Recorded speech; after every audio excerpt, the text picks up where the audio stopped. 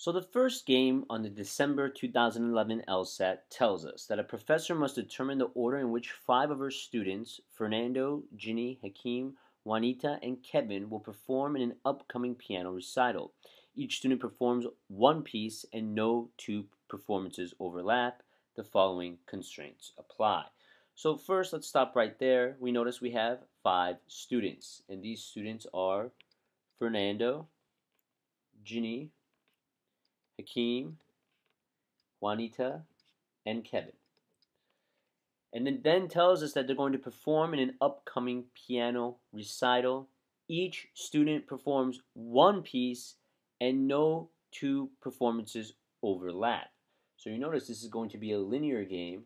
We have these 5 pieces being played, one by each of the 5 students. And the question we're trying to figure out is, where are these students performing? So let's look at the constraints. The first constraint tells us that Ginny must perform earlier than Fernando. So Ginny is earlier than Fernando. From that, we can conclude that Fernando cannot go first and that Ginny cannot go last. The next rule tells us Kevin must perform earlier than Hakeem and Juanita.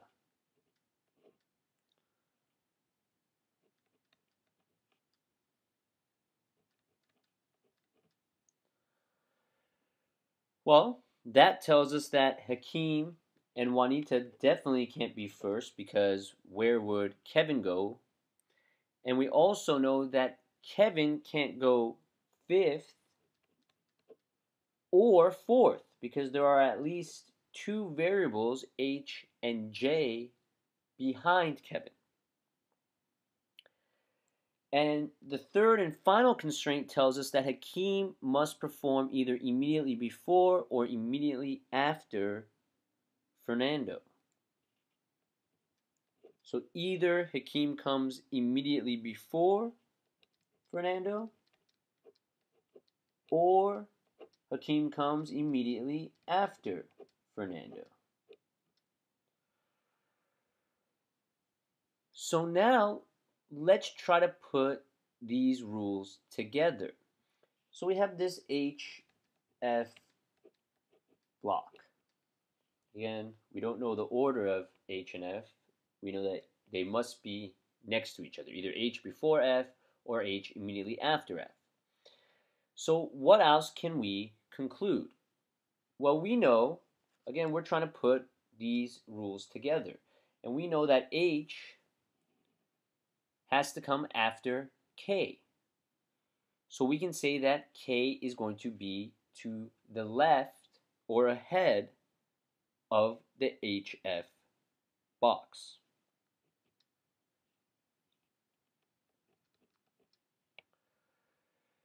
We also know that F comes after G, which means that G is going to be to the left or ahead of this HF block.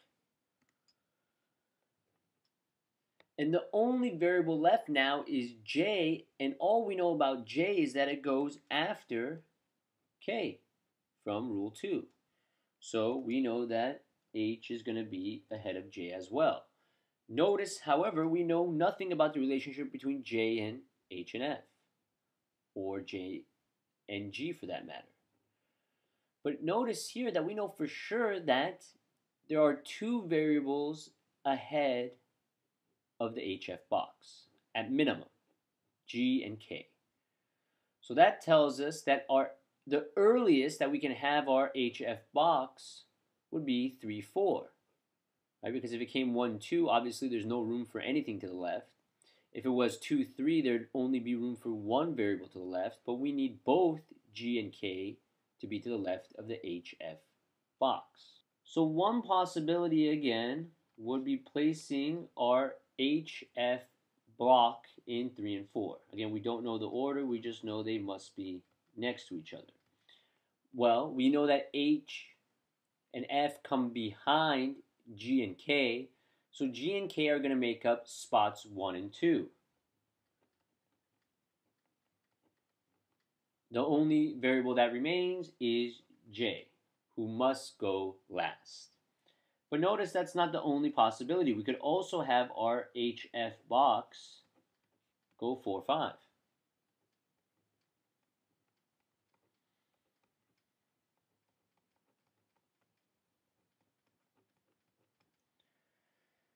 Now we know we have to place G, K, and J. Well, the only thing we know about those variables is that K is before J. Notice K before J.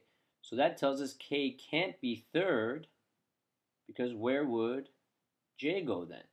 J would have to go to the left, which would violate this condition. So we know that K cannot be third. We also know that J cannot be first, which gives us dual options for spots 1 and 3, because again, there's only 3 variables remaining.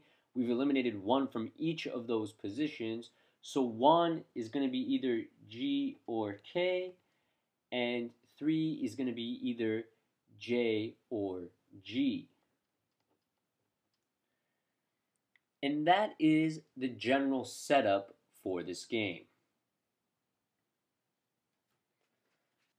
So let's take a look here at question 1. Which of the following could be the order from first to last in which the students perform?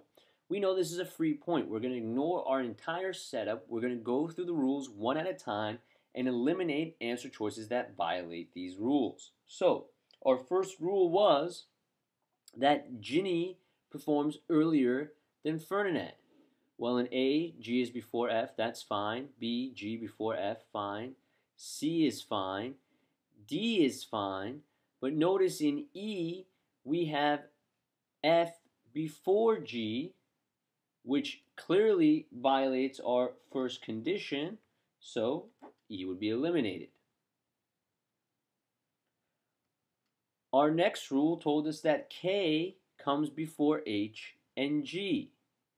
And you notice in A, we have H before K, which clearly violates that condition, so A would be eliminated.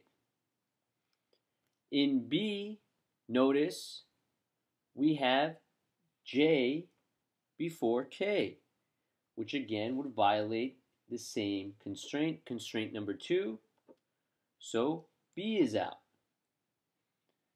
Checking C and D, you notice that C has K before both H and J, and so does D.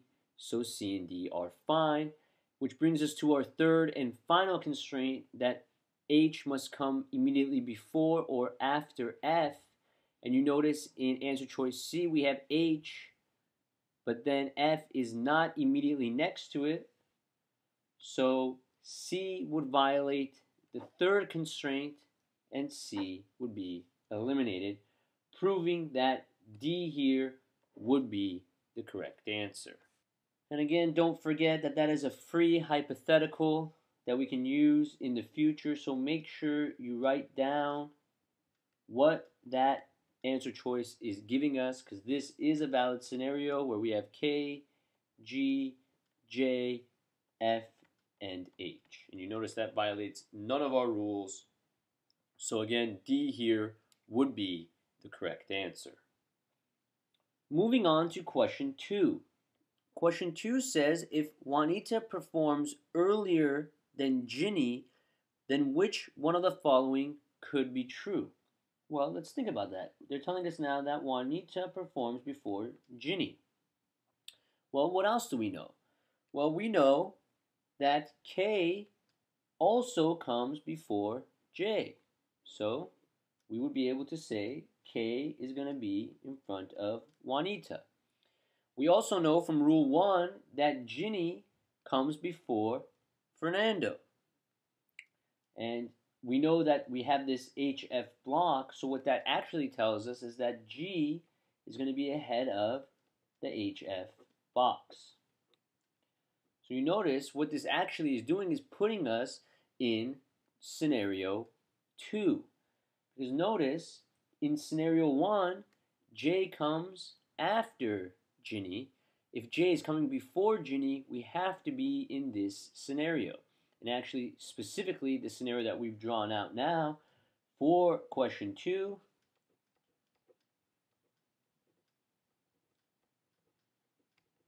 K would be first, followed by Juanita, then Ginny, and then we would have our reverse dual options of H and F. So, let's take a look at the answer choices. Answer choice A, again looking for what could be true. A, Fernando performs fourth. And you notice that definitely could be true, so A would be the correct answer. But again, just to make sure, let's check the other ones here. B, Ginny performs second. Notice that is not possible. It has to be Juanita, so B is out. C, Hakeem performs third. Again, we know that's not possible. Ginny must come third. Hakeem is going either fourth or fifth, so C would be eliminated. Moving on to D, Juanita performs third. Again, we know that third must be Ginny, so D cannot be true. So D is out. And then E, Kevin performs second. Again, we know that Kevin must perform first. Juanita performs second. So E also cannot be true, and E would be eliminated, confirming that A is the correct answer for question 2. Moving on to question 3, which of the following cannot be true?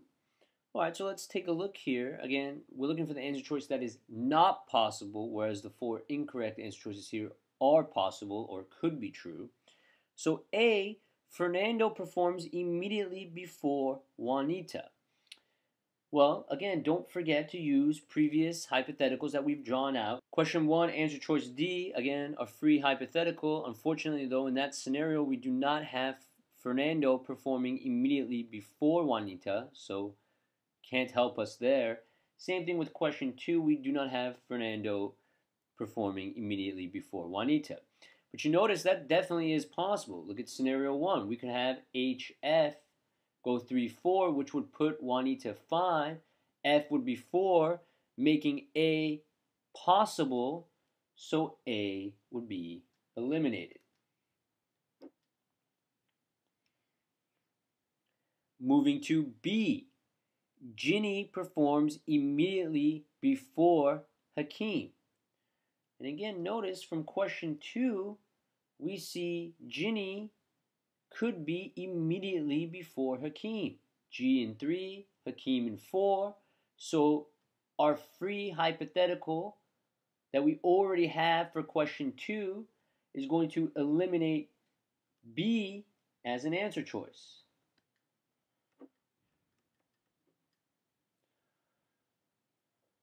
Moving on to C. Hakeem performs immediately before Ginny.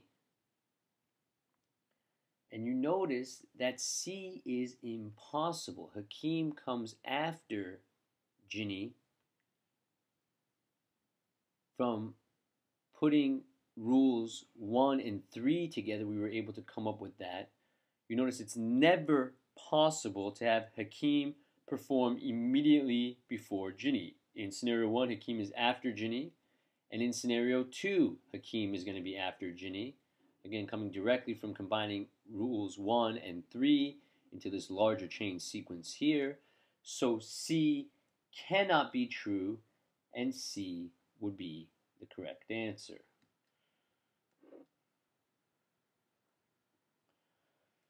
But again, just making sure here, let's check D. Juanita performs immediately before Ginny. And again, you notice our hypothetical from question 2 shows that is possible. Juanita immediately before Ginny. So D would be eliminated. And lastly, just checking E. Kevin performs immediately before Hakeem. And while we don't have that in questions 2 or question 1 hypotheticals, when we look at scenario 1, we see that it is definitely possible for Kevin to perform immediately before Hakeem. Again, Kevin would be 2, Hakeem 3. So E could be true and E would be eliminated. Which brings us to question 4. The order in which the students perform is fully determined if which of the following is true. Alright, so we're trying to find out what piece of information would allow us to determine the order for all 5 students. So answer choice A tells us Fernando performs immediately before Hakeem.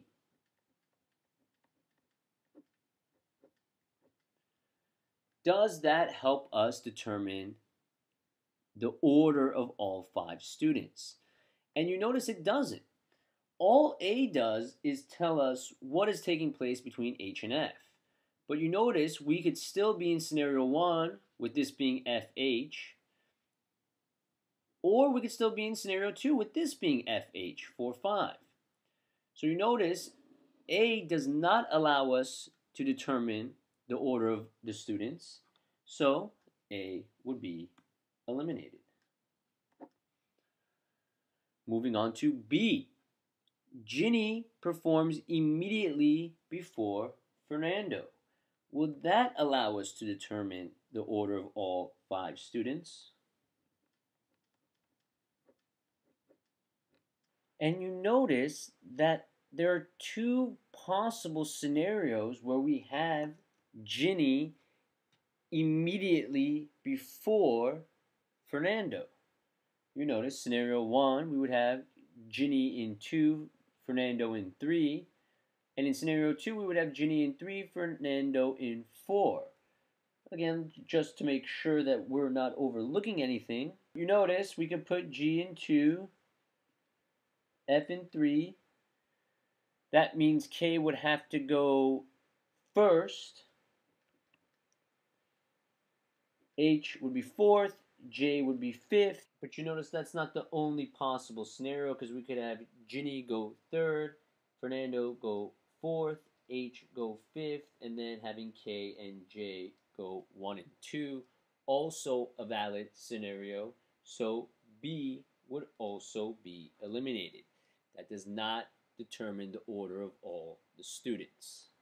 Moving on to answer choice C, Hakeem performs immediately before Juanita.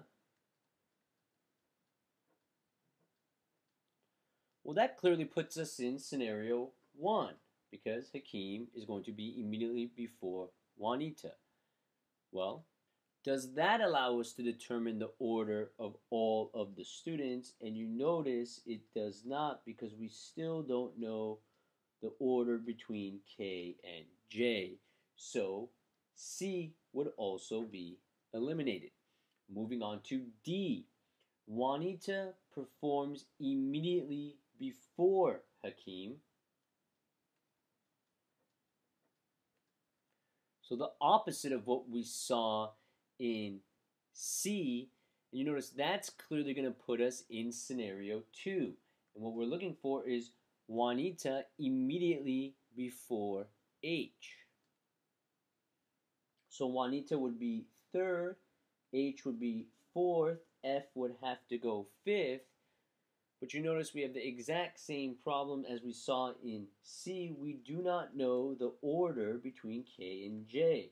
So D would be eliminated, which brings us process of elimination to answer choice E. Kevin performs immediately before Fernando. You notice that if Kevin is performing immediately before Fernando, we are going to be in scenario number 1. You notice Kevin will be performing immediately before Fernando. So Kevin's going to be in 2, Fernando is going to be in 3. So Kevin would be in 2, Fernando would be in 3, H would be in 4. We know that G comes before F, so G would have to be 1, and we also know that K comes before J, so J would have to be 5. And you notice that answer choice E would be the information that allows us to determine the entire order of all 5 students. So E here would be the correct answer. Which brings us to the fifth and final question of the first game, question 5. How many of the students are there, any one of whom could perform fourth? Well, we know from our general setup that one of the variables for sure cannot appear fourth, and that variable is k. And again, that is coming directly from our second condition that tells us that k must be ahead of both h and j. Therefore, if k was fourth, we would have a problem because there's only one variable to the right of the fourth spot. Only one of h or j could go fifth, meaning the other would have to go in front of k. So we know for sure that k cannot go fourth. Similarly, we can make the same conclusion about G, because after we put together our larger chain sequence, we notice that G has both H and F to the right. So G can also not be fourth for the same reason that K cannot be fourth, because there are two variables that must go to the right of both G and K. So that would eliminate G as a possibility. So now we're down between F, H, and J. Again, you notice eliminating G, eliminating K would eliminate answer choices E, 5, and D, 4. So now trying to figure out between 1, 2, and 3, which is the correct answer. Notice that when you look at our general scenarios, the two scenarios that we came up with at the top right here, who could go fourth? F or H or F? Those are the only two possibilities. So you notice that allows us to conclude that J cannot be in the fourth position. So J would be eliminated, which would eliminate answer choice C. And again, our scenarios show us that both H and F could be fourth. So B here would be the correct answer.